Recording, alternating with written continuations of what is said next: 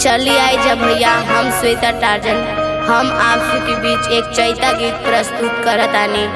और देखी एक जानी के पति परदेश में नौकरी करत आरन, ऐसन जगह जहाँ एसी कूलर सब बा, वो आराम से नौकरी करत आरन। और उनकर पत्नी कैसे कहत वियोग में आई सुनी जा भाव में।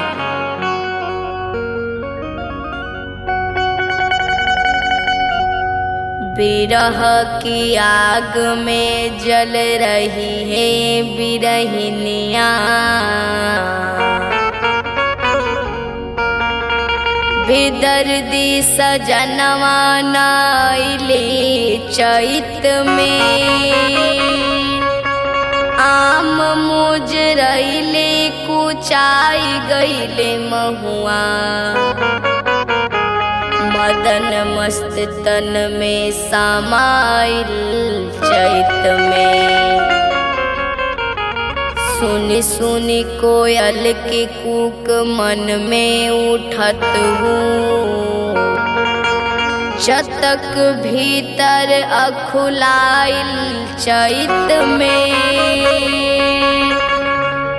डहकेला मनवा बलम के वियोग में, श्वेतवा पर मनवा लुभाइल चैत में।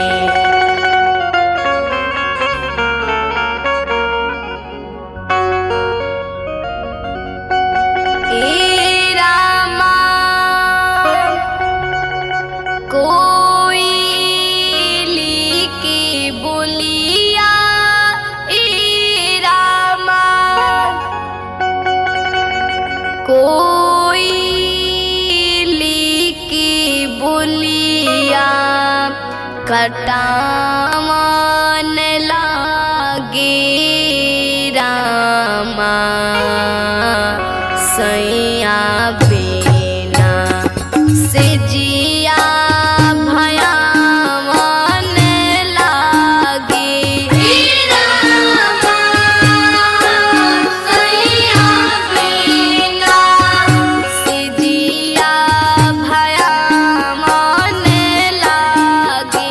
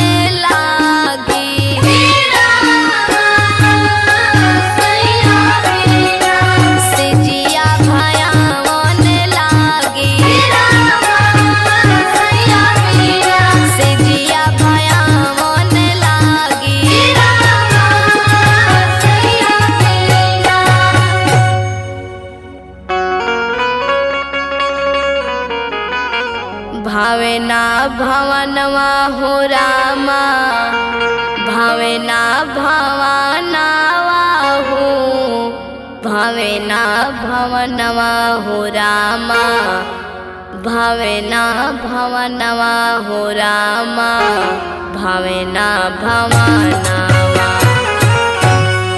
एक दो तीन साढ़े तीन सैया हमरो हो गईले सपनावा हो रामा, भावेना भवनवा। सैया हमरो हो गईले सपनावा हो रामा, भावेना भवनवा। ओ सैया हमरो हो गईले सपनावा हो रामा, भावेना भवनवा। ओ सैया हमरो हो गईले सपनावा हो रामा, भावेना भवनवा।